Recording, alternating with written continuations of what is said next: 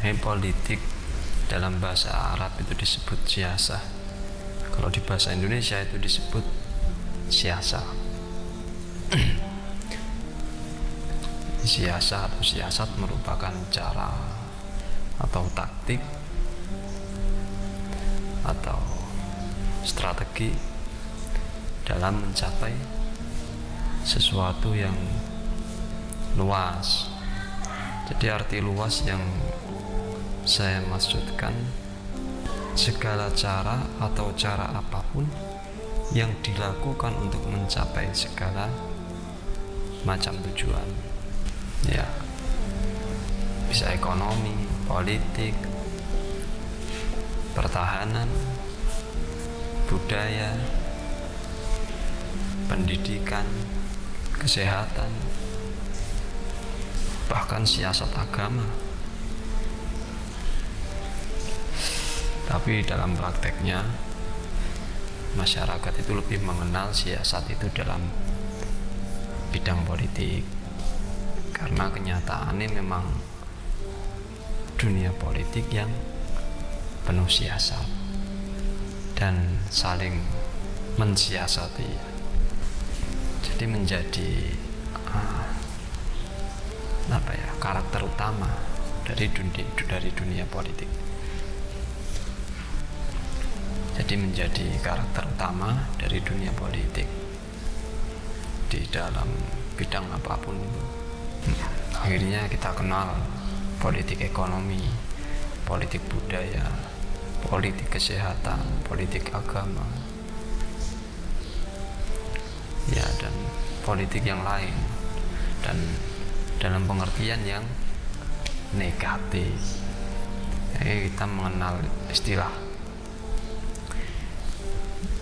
politisasi pendidikan, kesehatan, dan lain-lain.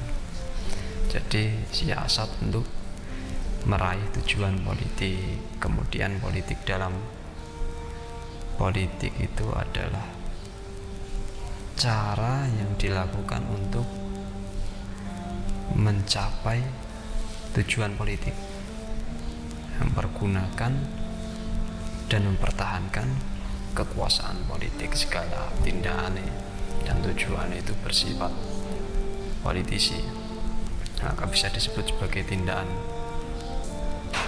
politik, meskipun dalam pandangan mata berupa tindakan budaya, tindakan pendidikan,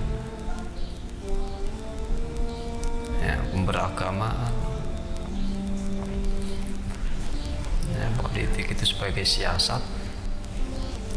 Jadi ada siasat yang bertumpu kepada logika, menang kalah atau menang-menangan, atau yang penting menang.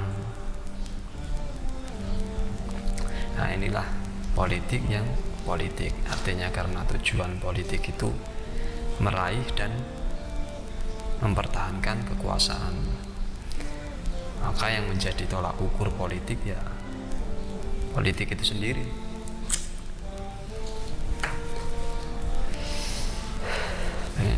Politik itu menafikan segala nilai di luar politik. Kebenaran politik adalah kebenaran politik, artinya apapun yang dilakukan menjadi benar secara politisi, asalkan bisa menang. Dan apapun disebut salah secara politik apabila menyebabkan kekalahan. Politik dengan logika seperti ini yang menjadi rujukan kepada Al-Quran. Kalau di Al-Quran, karakter yang terkenal ya Fir'aun. Jadi politik Fir'aun, politik Fir'aun ora ana wong sing populer melebihi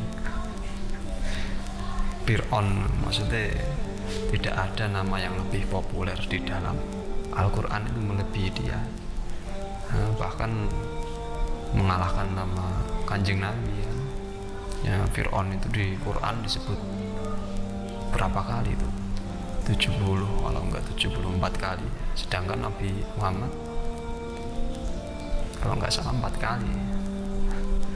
Awak dhewe ngerti yang Fir'aun ini politikus yang kejam, dolim, otoriter pada zamannya. Tapi kenapa Al-Quran mempopulerkan nama itu sehingga semua orang membaca Al-Quran pasti mengenalnya? Nah, ini merupakan petunjuk itu atau penjelasan. Nah, Quran ini kan isinya penjelasan, petunjuk, nasihat, pelajaran, dan puncaknya sebagai cahaya dan pemisah antara hak dan batil. Nah, Quran itu seakan-akan berkata bahwa Fir'aun sebagai gelar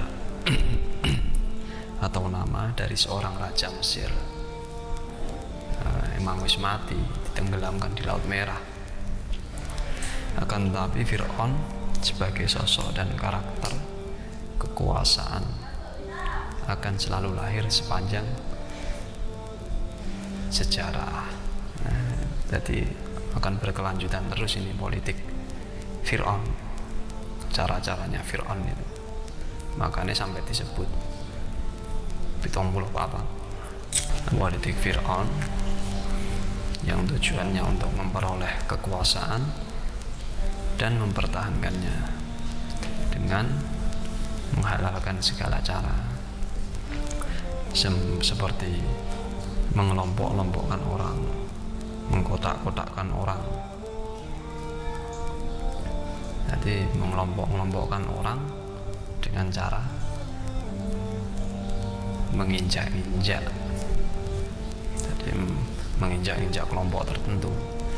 Harus dipisah-pisah kayak tidak. Jadi menghancurkan kemandirian, keberanian. Yang kesuksesannya prestasi ini juga sementara. Jadi beda karo lawan balik politik Fir'aun, berarti kosok balik ini politik Nabawi. Jadi lain sama politik Nabawi. Jadi politik Nabawi itu melesat jauh kepada tujuan jangka panjang manusia. Jadi politik Nabawi bukan politiknya atau sebagaimana tadi yang dijelaskan.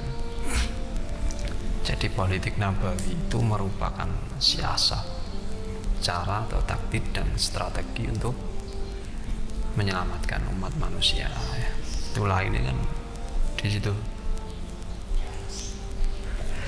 menyelamatkan umat manusia dunia dan akhirat.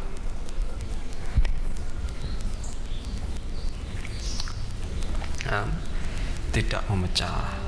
Jadi politik Nabawi itu tidak memecah belah, tapi mempersatukan, tidak memihak sebagian, tidak memihak keseluruhan, dan memerdekakan masing-masing orang dari kesempitan.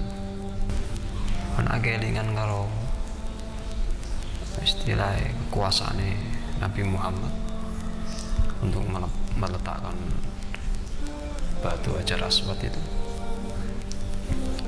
oleh penduduk Mekah saat itu kan kepercayaan pembesar Quraisy yang sangat bergengsi pada zamannya,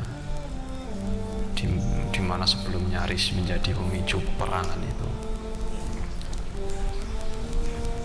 dan Nyaris jadi pemicu peperangan antara suku karena memperebutkannya.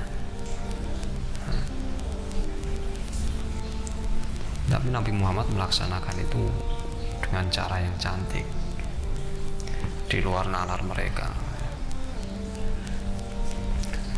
Ketika meletakkan Hajar Aswad itu, Nabi Muhammad menghamparkan selendangnya dihamparkan. Kemudian setelah itu batu itu ditaruh di tengahnya, kemudian meminta masing-masing pimpinan suku agar ikut memegang bagian daripada pinggir-pinggirnya selendang itu. Jadi diusung bareng-bareng, kemudian pas wis ketok ning posisine, nah sesuai dengan kepercayaan yang diterima Nabi Muhammad. Nabi Muhammad sendiri yang mengambil dan menaruh di tempatnya. Padahal seandainya Nabi Muhammad itu mengangkat sendiri tanpa melibatkan pimpinan suku, sah-sah wae, karena memang demikian itu kesepakatannya. Akan tetapi bukan itu yang beliau cari. Jadi beliau membiarkan suku-suku Arab itu yang terpecah belah. Ya, itu tentu sangat menguntungkan toh. Menguntungkan itu buat kepentingan politik itu. Tapi karena beliau bisa bermain dengan mempermainkannya,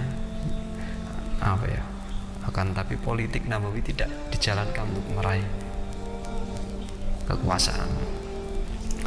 Dia hanya salah satu siasat mengajak manusia mengerti dan menemukan jalan keselamatan dunia dan akhirat. Anak Nabi Muhammad ambisi karo istilah kekuasaan, ya pas kuwi malah jadi kesempatan. Mungkin seharusnya ya kita mengambil salah satu contoh bagaimana Rasulullah Muhammad SAW menjalankan politik kenabiannya. Seharusnya itu kita mengambil contoh itu kepolitikannya Nabi Muhammad. Cantik gitu, tidak egois. Jadi orang menungsoke awake dhewe, tapi ya menungsoke menungso.